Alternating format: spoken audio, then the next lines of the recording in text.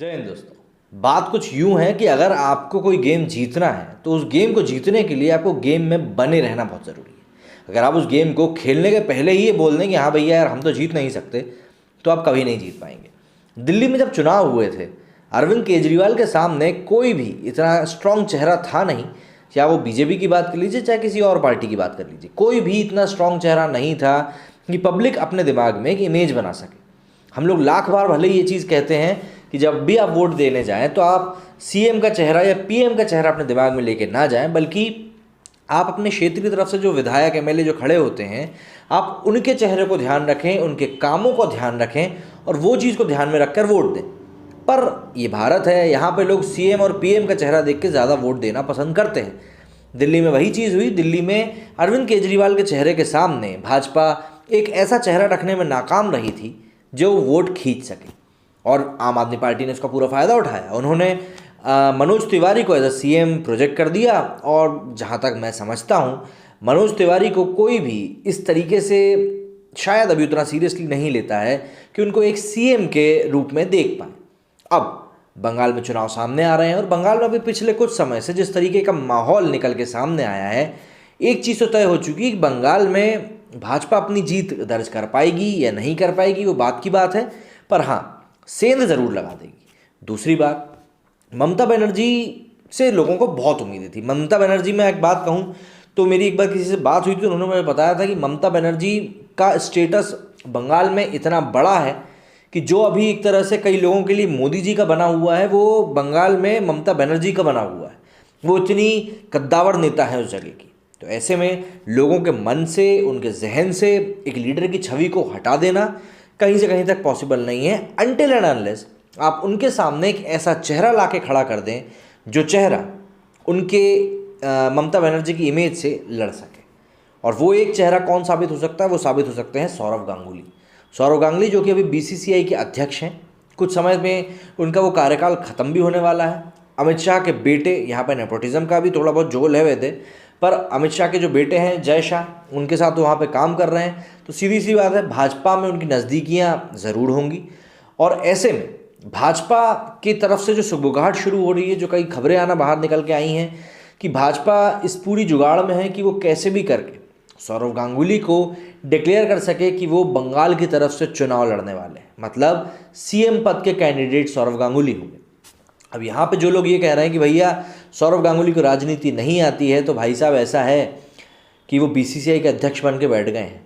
मतलब जिस आईपीएल में उनको नीलामी में किसी ने खरीदा नहीं था, वो आईपीएल उनके अंडर हो रहा है। तो राजनीति का ज्ञान तो उनको बखूबी है, और कब किससे हाथ मिलाना है इस बात का भी ज्ञान उनको बखूबी है। तो ये चीज़ कहना तो बहुत सरासर गलत हो जाएगी कि उनको राजनीति का बिल्कुल ज्ञान नहीं है। दूसरी बात, भाजपा को एक चेहरे की ज़रूरत है और सौरव गांगुली को ऐसे ओहदे की ज़रूरत है। तो ऐसे में ये चीज़ें होना लाजमी सी हैं कि जो बातें जो चुनावी गलियारों में चल रही हैं, वो बातें मतलब ऐसा नहीं कि वो बिना सर पैर की बातें हैं। सुगबुगाहट तो हो रही है, और जब धुआं उठ रहा है तो कहीं ना कहीं आग तो होगी। भैया ताली दो हाथ से ही बजती है, तो कुछ ना कुछ तो हो ही रहा होगा। तो इसी बीच में सौरव गांगुली के आने से भाजपा को फ़ायदे बहुत ज़्यादा हैं और नुकसान बहुत कम। सबसे पहले नुकसान बता दूं तो सबसे बड़ा नुकसान तो यही होगा कि भाई कई लोग होंगे जो सपने संजोए बैठे होंगे कि भैया बंगाल के अगले चीफ मिनिस्टर हम बनेंगे। ऐसे में एकदम से सौरव गांगुली अगर घुस जाएंगे तो सीधी सी बात है कुछ लोग तो नाराज़ होंगे। और अभी जिस तरह का एक माहौल बना हुआ है कि भैया टीएमसी के भी कई सारे वर्कर्स हैं जो छोड़ छोड़ के पार्टी भाजपा में शामिल हो रहे हैं, वो भी किसी ना किसी उम्मीद के साथ ही आ रहे होंगे। कई बड़े नेता आ रहे हैं, उनके मन में भी कुछ उम्मीदें होंगी, कुछ सपने होंगे कि भैया हम ये करेंगे वो करेंगे।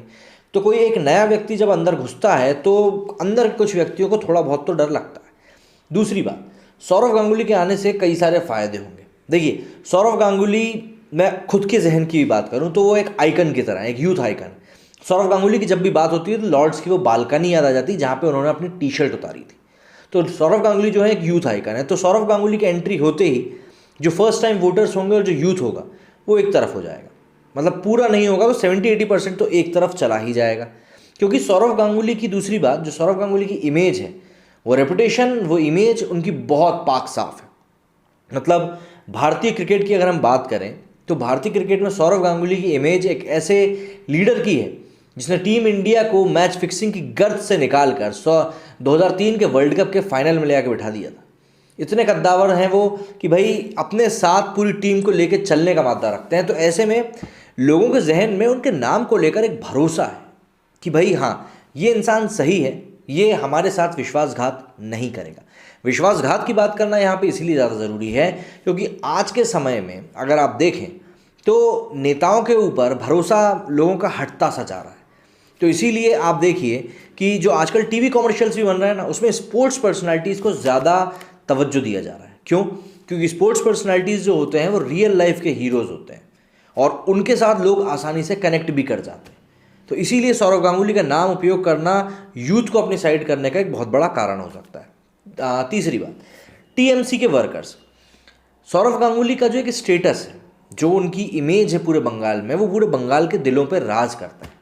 प्रिंस ऑफ कोलकाता उनको ऐसे ही नहीं कहा जाता। तो सीधी सी बात है, उनके कुछ कट्टर फॉलोअर्स टीएमसी में भी मौजूद होंगे।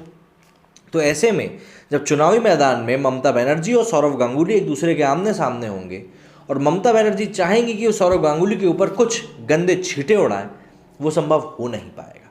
इसके भी कई सारे कारण हैं, जैसे कि अगर वो सौरव गांगुली के ऊपर छींटे उड़ाती हैं तो सबसे पहली बात तो यही आ जाएगी कि भैया, जिस इंसान को आप अभी तक इतना मानते थे, एकदम से वो आपको बुरा क्यों लगने लगा। यहाँ पे सबसे बड़ा सवालिया निशान तो यही लग जाएगा। उसके बाद सौरव गांगुली के कई सारे सपोर्टर्स, में शर्त लगा सकता हूँ, टीएमसी में भी होंगे। तो वो ये बिल्कुल भी नहीं चाहेंगे कि उनके हीरो के खिलाफ उनका नेता बोले। भैया, जज्बात पलट गए, हालात पलट गए, ये मैचों में ही समझ में आता है, लेकिन आप अपनी चीज़ पे, अपने स्टैंड पे से इतनी आसानी से नहीं हट सकते। ये बात आपको समझनी पड़ेगी। तो यहाँ पे ममता बनर्जी जो है चारों तरफ से घिर जाएंगी। उनके पास सिर्फ एक कारण बचेगा बोलने का, और वो ये कि भाई सौरव गांगुली जो है वो राजनीति में नए हैं। तो इसका जवाब मैं आपको पहले ही दे चुका हूँ कि भैया सौरव गांगुली जो हैं वो कहीं से कहीं तक भी राजनीति में पुराने, ये नए नहीं, ऐसा नहीं कि वो एकदम कच्चे चावल हैं। उनको तीये पाचे कुछ कुछ तो समझ में अच्छे से आते हैं, इसीलिए उन्होंने इतनी जल्दी इतनी सीढ़ियाँ चढ़ ली हैं।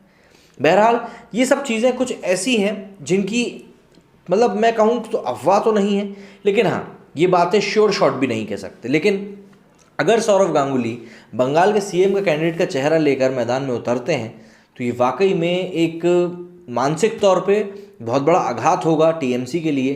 क्योंकि अभी जिस तरीके से खबरें बाहर निकल के बंगाल से आ रही हैं, उससे एक चीज़ तो ज़रूर श्योर हो रही है कि भैया बंगाल में खलबलाहट मची हुई है कि इस बार कुछ उलटफेर ना हो जाए। तो ऐसे में ये बात कई लोगों को ध्यान रखनी होगी कि बंगाल में आखिर अब कौन आने वाला है। भाजपा कड़ी टक्कर दे रही है सभी पार्टियों को उनके घर में जाके। जम्मू कश्मीर के जो नतीजा है वो हम सभी ने देखे। ऐसे में बंगाल में थोड़ी बहुत सुगबुगाहट तेज हो ही गई होगी, और बंगाल चुनाव अभी के समय में एक बहुत महत्वपूर्ण चुनाव है। और वो महत्वपूर्ण इसलिए भी है क्योंकि आने वाले समय में यूपी में चुनाव होने वाले हैं, और योगी आदित्यनाथ ने काम सही किए हैं या गलत किए हैं, ये सभी चीज़ें हमें यूपी में होने वाले चुनाव के बाद पता चल ही जाएंगी। तो देखना ये होगा कि बंगाल में ऊँट किस करवट बैठता है, क्योंकि वो जिस भी करवट बैठेगा लोगों को देखने में उतना ही मज़ा आएगा। उम्मीद करता हूँ जो बात मैं आपको समझाना चाहता था आप समझ गए होंगे। मेरे इस वीडियो में फिलहाल इतना ही। जय हिंद, जय भारत।